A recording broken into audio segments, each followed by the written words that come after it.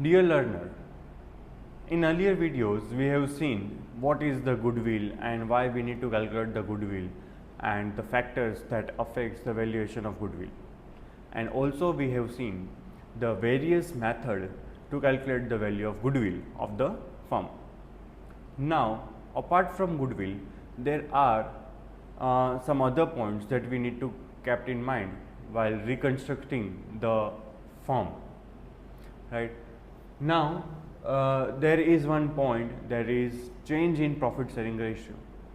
मान लो there are three partners are there in a business and तीनों partners जो profit share कर रहे थे वो 1:1:1 यानी कि इक्वल प्रपोर्शन में शेयर कर रहे थे. Now they have decided that we need to change our profit sharing ratio to 3:2:1. 1:1:1 था प्रॉफिट शेयरिंग रेशियो, उसमें 3:2:1 करना है. They mutually decided and mutually agreed that yes, we need to change our profit sharing ratio 3:2:1. Now some of the partner has a gain due to this profit sharing ratio and some of the partner will have loss due to the change in profit sharing ratio. So whatever the sacrifice that one or two partner has done, उतना ही किसी और partner को gain होगा, क्योंकि जिसने sacrifice किया है वो सेक्रीफाइस किया है to give the benefit of the gaining partner.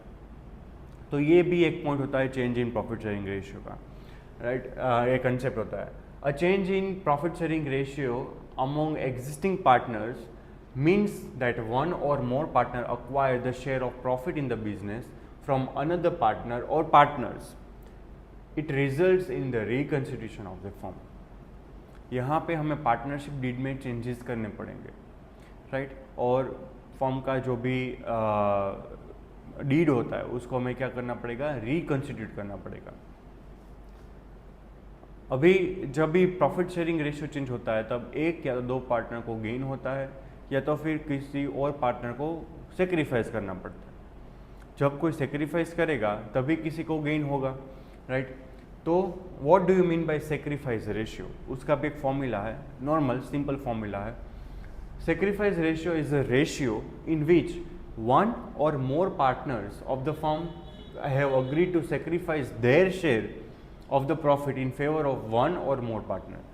अगर मैं एक देयर आर थ्री पार्टनर, मैं अपना प्रॉफिट शेयर सेक्रीफाइस कर रहा हूँ टूवर्ड्स द टू पार्टनर्स, तो वो दोनों को गेन होगा. अपना जो पुराना प्रॉफिट था उसमें कुछ अमाउंट ऐड होगी और मेरे प्रॉफिट में से वो अमाउंट माइनस होगी, तो उसको बोलते हैं sacrifice. It is sacrifice for me but gaining for other partners. Sacrifice ratio का फॉर्मूला क्या होता है, old ratio minus new ratio. जैसे कि हमारे एग्जांपल में 1:1:1 में था, that is called old ratio, and 3:2:1 that is the new ratio. अगर हम पहले पार्टनर का सेक्रीफाइस रेशियो फाइंड करने चाहेंगे then old ratio will become 1/3 because 1 + 1 + 1 1/3 minus 3/6. so you will get the sacrifice or gain of that partner.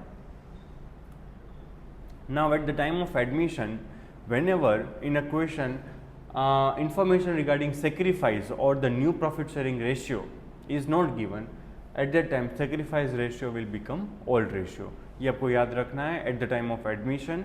अगर question में आपको profit sharing ratio नहीं दिया है या तो फिर सेक्रीफाइस रेशियो नहीं दिया है, देन ओल्ड रेशियो जो होगा ओल्ड पार्टनर का जो भी ओल्ड रेशियो होगा that will become the sacrifice ratio. That will see later on also.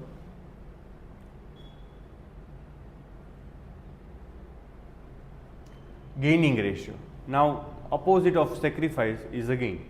Gaining ratio means the share of profit earned by one or more partner as a result of sacrificed share in the profit. कोई partner ने sacrifice किया है वही किसी और partner को gain होगा by one or more partner of the firm. And the formula for gaining ratio is equal to new ratio जो हमें मिला है, new ratio after the sacrifice whatever the new ratio is there. New ratio में से हमें old ratio minus कर देना है तो हमें कितना गेन हुआ वो हमें पता चल जाएगा, right. So this is the concept of change in profit sharing ratio. Thank you.